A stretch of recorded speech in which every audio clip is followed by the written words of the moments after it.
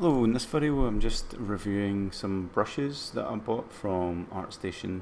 These are brushes by Madeleine Bellwoar, also known as Maddie. She streams a lot of cool digital and traditional art, and she's made up this huge brush pack of traditional texture based brushes. I also bought this second pack that she made with this Ghibli set, and these are really nice and illustrative, very clear leaf patterns and things like that. So I'm going to have a go at all these and sort of just kind of say how I might use them and things like that. So we've got a pencil one, and this is looking quite nice. It's like a 2B pencil, maybe 3 or 4B as you go a bit heavier with it. It kind of goes through the whole B range, if you like, and I guess you can play with the opacity. I also have like my brush settings up here in case I want to just fine tune anything. It doesn't overwrite the actual brush settings themselves. When you go back, it's usually fine, but I like to change something like the size jitter, or what is it called? Scattering, yeah. Usually increase the count if I want it more sort of pronounced. But yeah, these look good. I like the texture detail on this one. Okay, we got some detail inking and a little bit more rough with the ink. These are really nice. The textures in these are just really good for, you know, bringing detail into things. And you can always like bring the opacity down. I like sometimes to switch this off as well, just so that I get a constant size, not affected by the pen. And again, I'll probably go back in here and do something with the transfer and do some flow jitter and opacity jitter, just to get something a bit more varied if I'm trying to bring some sort of texture into something. Right, so I'll put them back and I'll switch that on. I should go back to some sort of normality there. So the brushes don't save over themselves. You'd have to create a new brush which is like a copy of it. Nice airbrush there. Let's clear that layer. Now I'm pretty sure I've seen this one being used a fair bit in Maddie's streams. She tends to have these big kind of nice block out brushes, and some, yeah, this seems to be one of her favourites for getting started. I see her use this a lot to block in some. I guess you get like loads of little colour range from it, and when you pick, you can start to go towards a certain hue. And then if you want to come away from that, it's quite simple. So you get, you know, all your kind of colour range there. Plus you get a little bit of texture from it, so that's nice. This one just seems to be, you know, regular texture. I feel that sometimes the brushes don't have enough variation in them in Photoshop, but that's why you have to sort of layer things up gradually and build things up, different textures. This one's really nice and painterly, like these sort of lines and strokes, quite natural.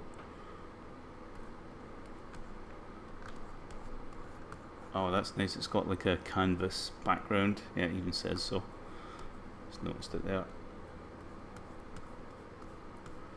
Yeah, like this combination just here would be like super good for lots of things.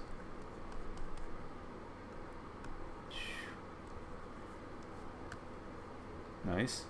Let's see what else.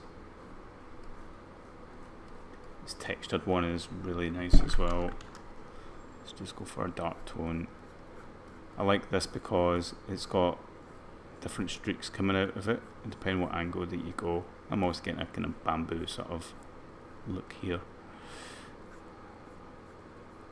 Yeah, it just brings illustration straight into your work really, really fast.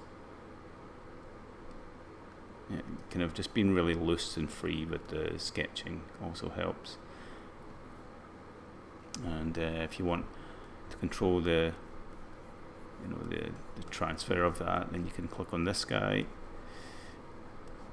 It actually makes it a bit hard to draw, but anyway, you can change the size with that one.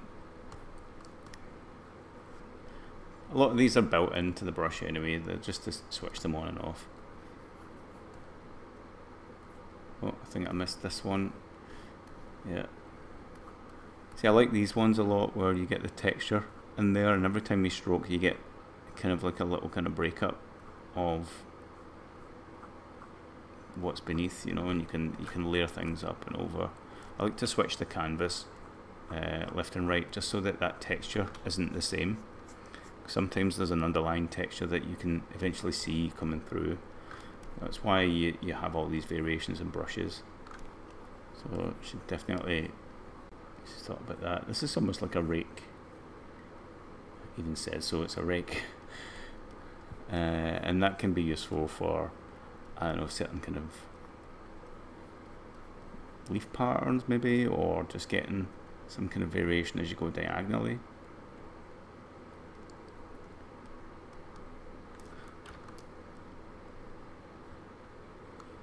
Let's see, so we've got chalky. This is nice. Also,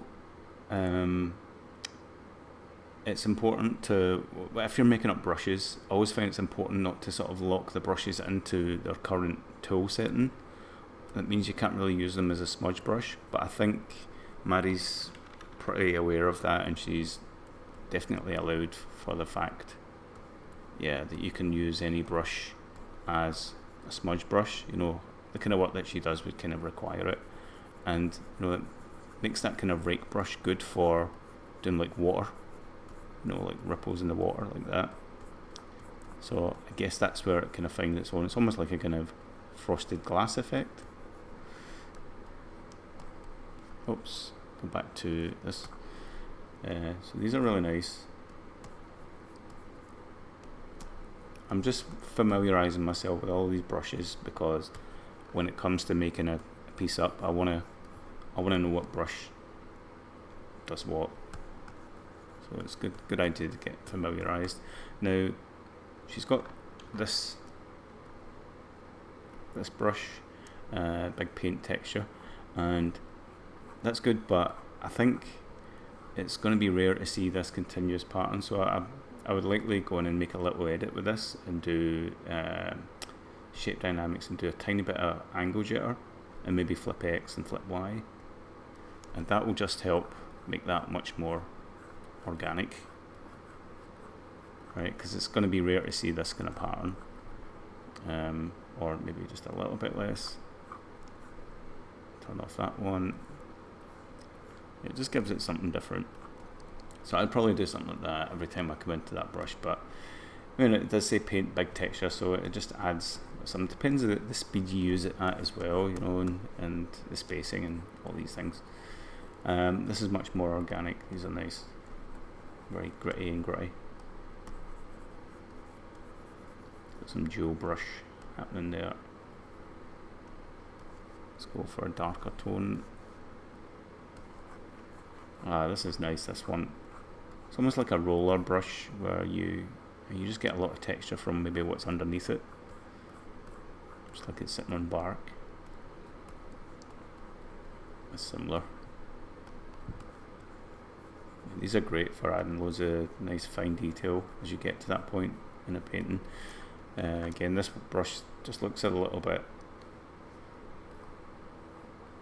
Well, this is nicer actually. It's got a canvas sort of grain to it, and I'd probably go in here and change the transfer to maybe a minimum so that I get more solid colour from it.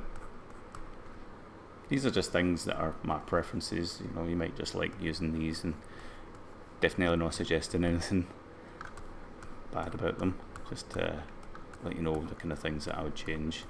This brush is really nice. I like this one a lot. I could probably do a full painting with that. Just got a lot kind of happening with it, and different pressure gives you nice results. Streaky oil. It's almost good for hair, that one. This is really nice for hair. You know me, I like my hair. Hair strand designer and all that.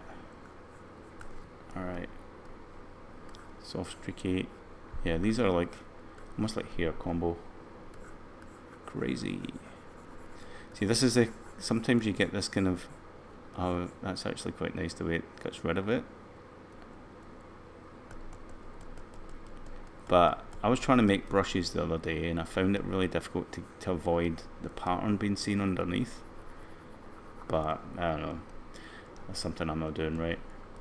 That's why I end up just buying brushes, because the amount of work that you have to put in to get some good results, you know, and someone's already done it for you.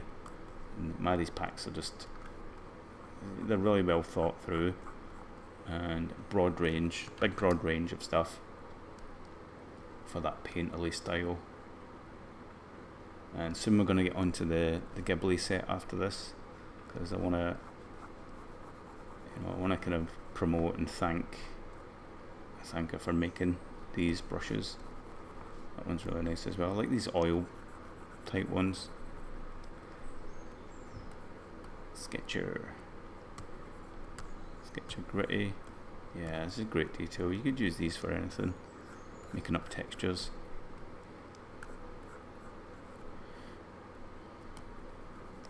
So they're not so organic or leafy or anything like that, but they've got a lot of grit and grunge and noise and detail, and just really good for all that stuff.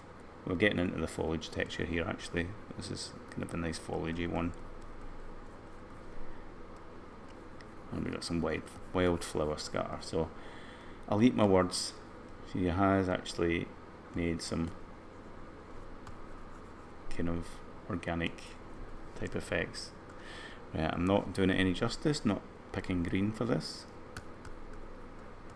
You can see, as I expected, there's a little bit of hue shift in there, which is really nice, because then you can just pick a slightly lighter one and then draw over it, and that's you already working your way to highlight. And what I tend to do is when I get to that light part, I'll pick a darker bit and go here, and then light again and sort of go underneath, just to break that up, you know. And then try go for large, medium and small sort of sizes, and then just pick up another bit, do some little highlights, and as you get to the edge you can pick a really bright part and just cover it up. So that's really nice. So yeah, there's loads of natural ones here. Just as soon as I said, oh, there's not many natural ones, boom, done. Some splatter here, splatter burst. Let's try the white. Scratchy background.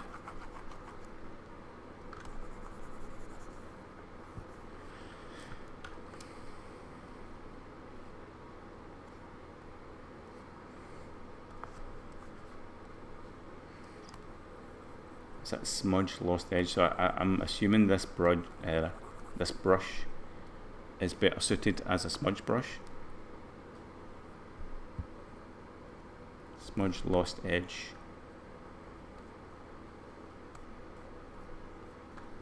It's got it quite strong.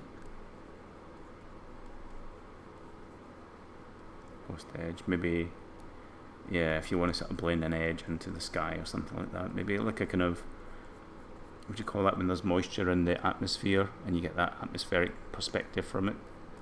It kind of blurs things a bit. It's almost like a rabbit. Smudge intense paint blend. So yeah, if you really want to smudge up some paints like that, these are great for making all sorts of nice afterthought details, and these are all designed for smudge.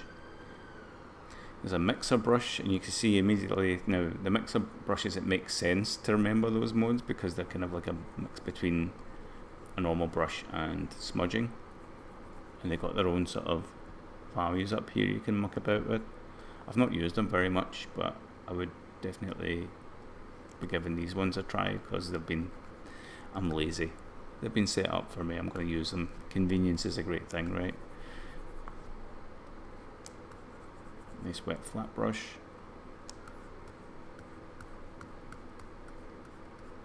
See, like, kind of remembers some of the colour there. That's what I like about this sort of brush. It remembers some of the colour. I guess that's the load or wet, and yeah, fun.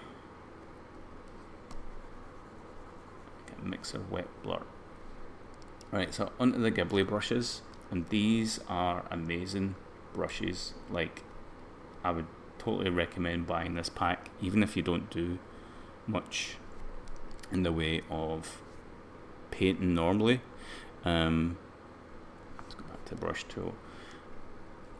You're going to love how these look and feel and everything. So you got your little sketchy brush for doing like your little kind of outlines, you know, planning out your composition, get your reference together and all that stuff. A square brush for maybe enhancing some edges, making them thicker, same sort of thing, but we've got the tapering happening, and you can always, you know, change those up. I think, don't know if it always works that way, but typical airbrush, some detail, maybe something that's good for clouds. That would be quite nice for clouds. I know there is a cloudy one later. You've got a kind of watercolor effect.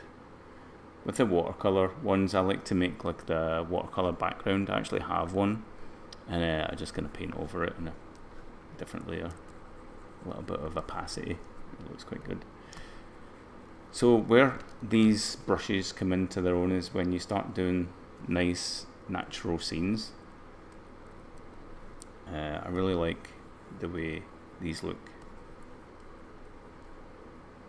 You almost get like instant tree, happy little instant tree. And then let's pick a different green.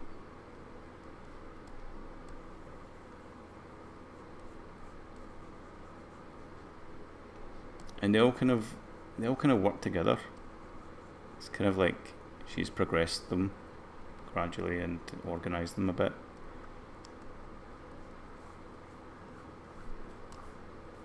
Look at that, it just looks like watercolor. It's great.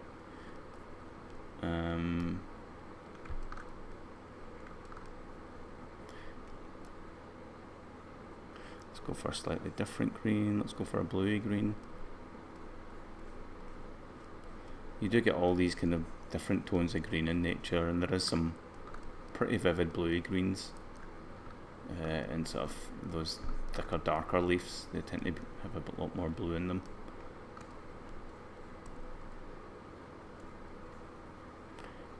Sometimes you can use these sort of pointy brushes for little sort of pine trees in the background.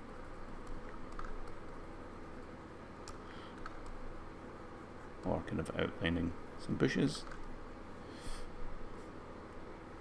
Leaf group tree. Okay, so this is same for trees. Maybe for just the edges or whatever. But they've got that kind of randomization thing happening. Now, as you can see when I stroke this, there's a big bunch of them. Again, I'd go in here and maybe play with the spacing a lot more so that it's a little less frequent.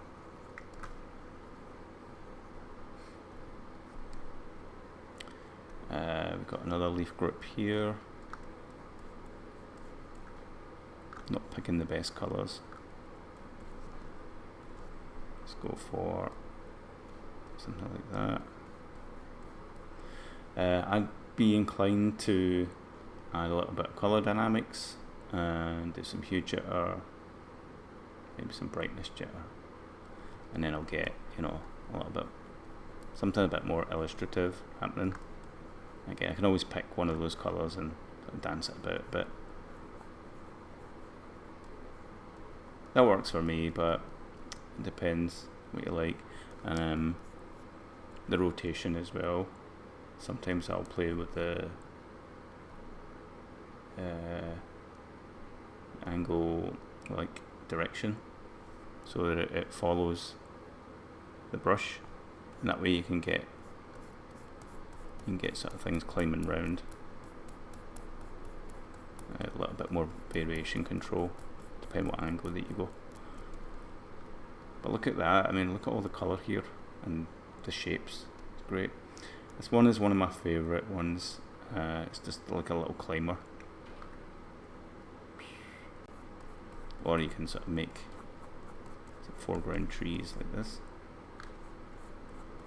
And I just love the hue variation that you get. little accents. Soft dissolve, maybe some foreground ones. Happy tufts, little tufts of grass just happily dotted around. Tap for vines.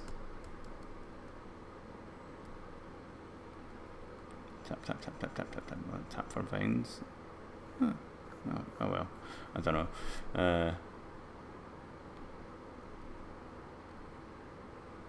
We've got vines. Oh, that's almost like the little ivy vines that you get everywhere. These are nice. Oh yeah, this one as well. Yeah, these are very typical. Right, I'm kind of flooding the page.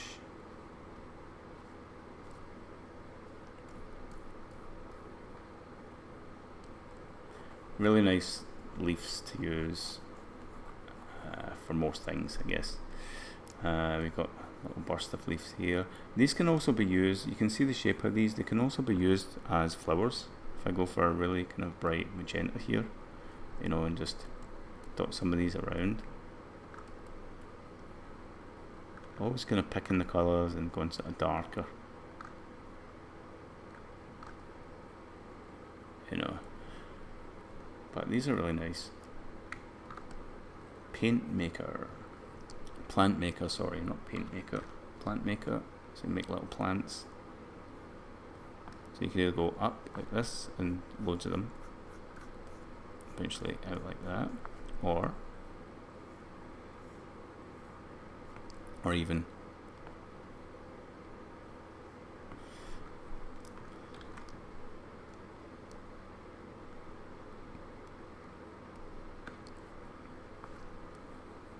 more of these leaves. These are great.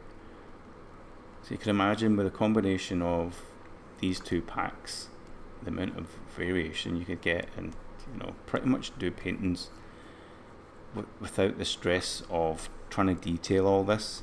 You know, the amount of detail that you get just by zoom. Look at that. You know, to paint all that would take about I don't know, half an hour maybe. It's just convenience, really. You know, don't worry that your work might have similar traits to other work that use the same brushes, because you'll still manage to put your personal signature on it. You know, depending how you stroke these, and your spacing, your overall colour choice and composition and things like that. You know, and your reference choices, that will make things a bit different. And these are like common shapes you see in nature all the time, so it's not to worry about. You know, I'm gonna see these again. I love this one. That just works. Look at the brush shape. It's like two little kind of walking legs or something, like running legs, and you just the way it tapers at the end just works. It just looks like real plant. Boom, boom. Of that one. Yeah. Flower tops now.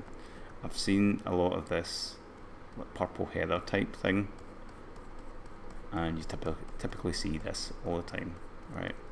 You might even get sort of dried out autumn ones, which are a bit more kind of browny orange, like that. Some bushy.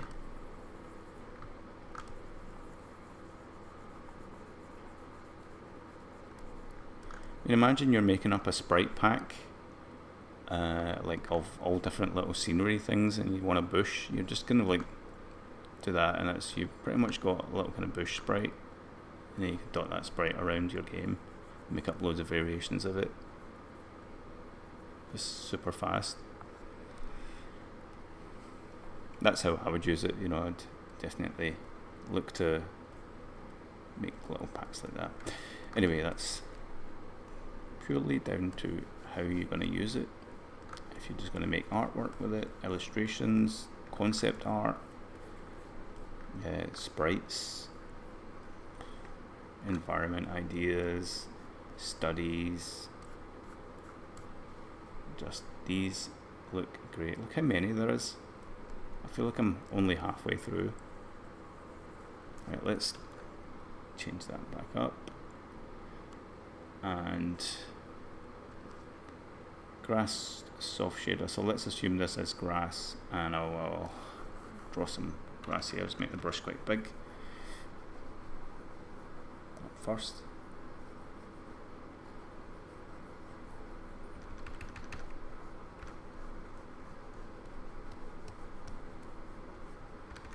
Right, and then we could do little grass marks on top of that, keeping everything quite subtle. We've got this grass basic here for maybe the edge, some areas.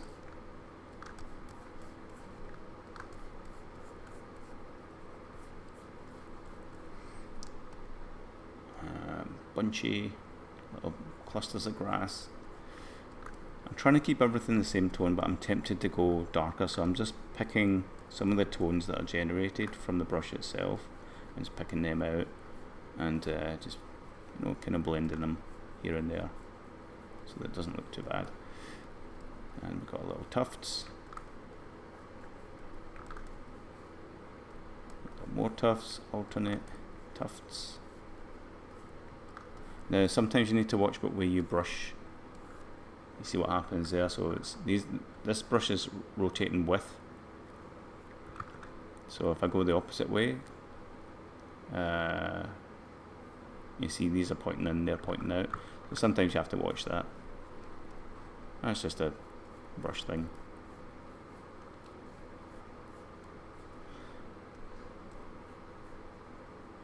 It's just great for building up like a little background. Just all these brushes just going through each one and quickly dash them about. It's creating all this variation, making it look much more natural.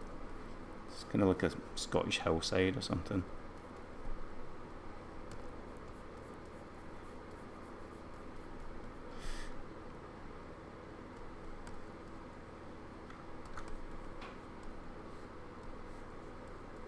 Now this is plants with flower dots. This is where I find Photoshop would benefit from the ability to separate the colours. Like have maybe just some sort of red, green, blue system where you can replace those colours, like some sort of smart brush. I've done something like this before where you get a shader and you get any colour that's red, you turn it into a new colour, any colour that's green, you turn it into a different colour, and any colour that's blue, and you can basically customise the colours of something. It'd be great to be able to do that with brushes. And Photoshop's alright, it's designed for photo touch-up I guess, but it became like a really good painting tool. But even then I've not seen anything like that in many other painting tools, and I've been trying to work on something called Blip Paint where it does that thing, but yeah, I'm not very good at programming art tools in that respect, but I'd love to reach out to Adobe and tell them, the kind of things that we would benefit from.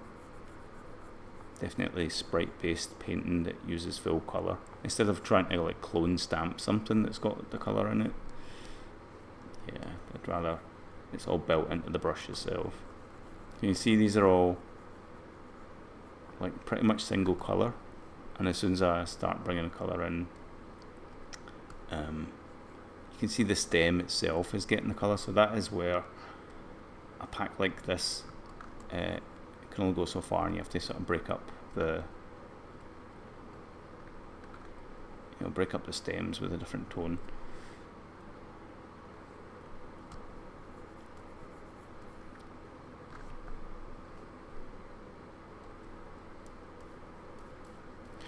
Yeah, a bit more spacing would be good for this one.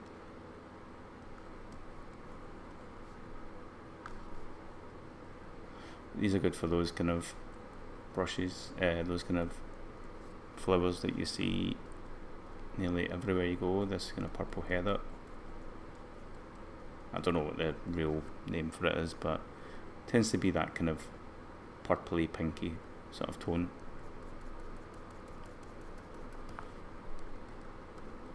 we're definitely getting the Ghibli look and feel quite easily from this.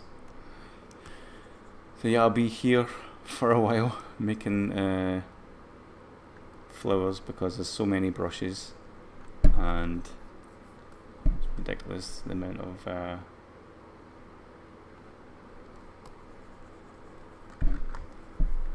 variety that you can get.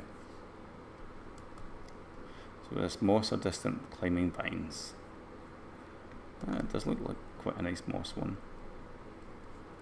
So if you've got a rock or something like that, you could paint on that. And rock would be another good brush to make. Now I've been trying to make some rock brushes as well. I'm trying to work on my own little rock natural brush pack. You see, I've got a couple in the making. Trying to make them from scratch and make texture bases up for all the patterns and things. But definitely taking inspiration from Maddie's work there. Well, there's a rock texture maker. Alright, so there is kind of rocks. That is actually really nice. Considering I've been looking at rocks, and yeah, that's way better than mine. I like that. I like it's got that dual brush sort of effect. And the texture. I guess then you could get the moss and sort of spruce that on top of it.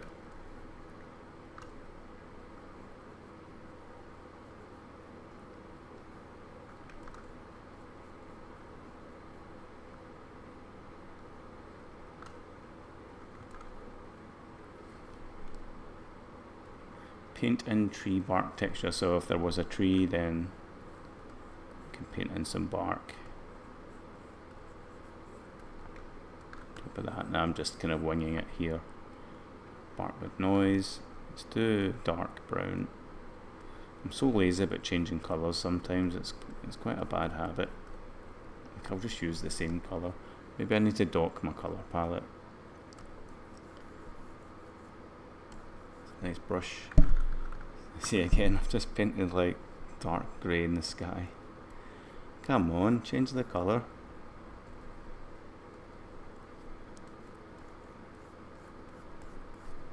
Boom, done. Blue sky, done. It's got a certain aesthetic to it, like painting on like grainy paper. Aged building texture. Oh, cool. So if you want some ye oldie buildings in the background, I guess.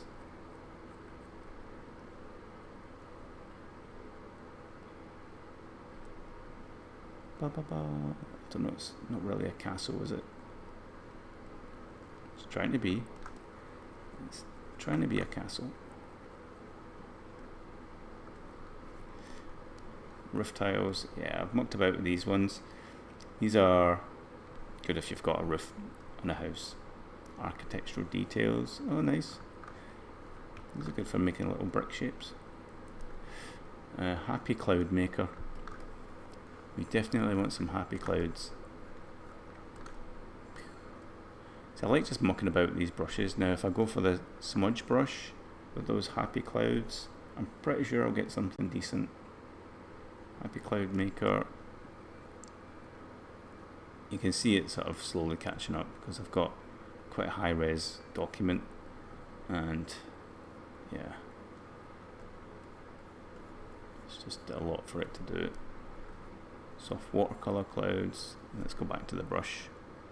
Look how long that's taken because there's less spacing between these, but it's nice just to paint with this one.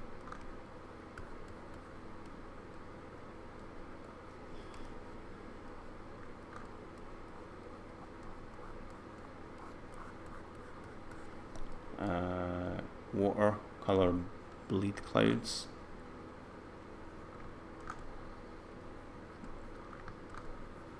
It must be really tricky to try and make that work.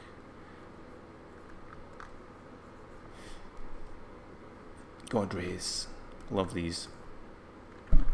So just whatever angle that you go is going to be the angle that they all follow. So I put that quite low and maybe change it to like an overlay mode for the painting. You can get these kind of god rays. And then I'm going to use the soft watercolor clouds to then sort of bring out, let's do protect tones. Overlay. Oh yeah, no, I should be using this one. Burn and Dodge, and then you can get these little, it's way too much exposure. You can use these little things for exposing like the clouds. I guess that's how you get that kind of Ghibli look in the end, is you create these little kind of bloomy highlights like that, and you know, on the edges. Bloom. Maybe on the building there.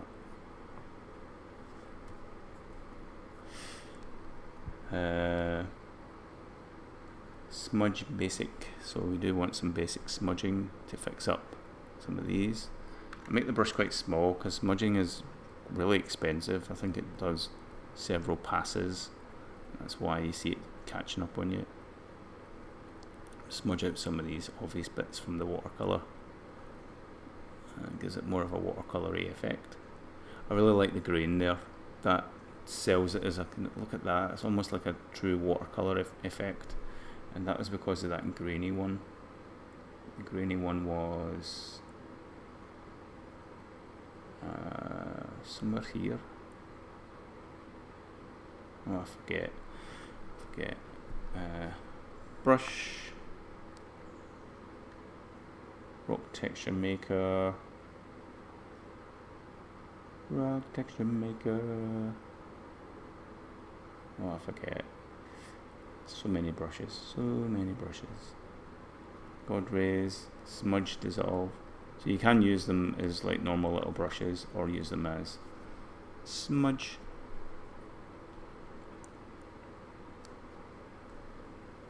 That's a nice one as well. In fact, that's got a little bit of texture to it. It's kind of what I was after, but smaller. So if I use it quite small, it'll give me a kind of pattern. You can also overlay like a canvas. So I've got one here. Watercolor paper texture. If I open that up and then overlay it, copy that over. I don't know how big it's going to be. Yeah, not very big. Heck, I'll just make it the full size.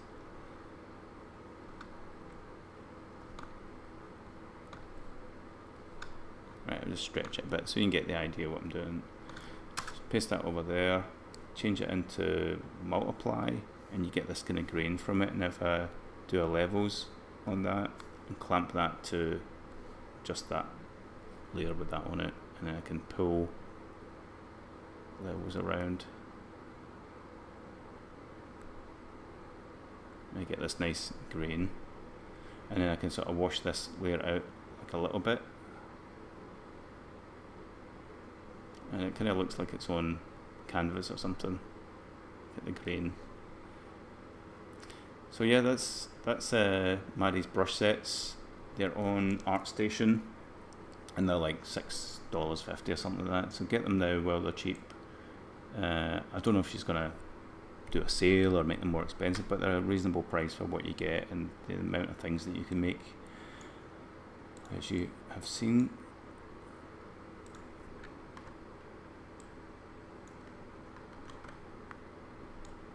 And there you go. Make some really nice Ghibli looking scenes. As you can see, I need a bit of practice, but definitely these brushes are going to inspire me. So thanks for watching this video, and hope to see you in the next one. Bye.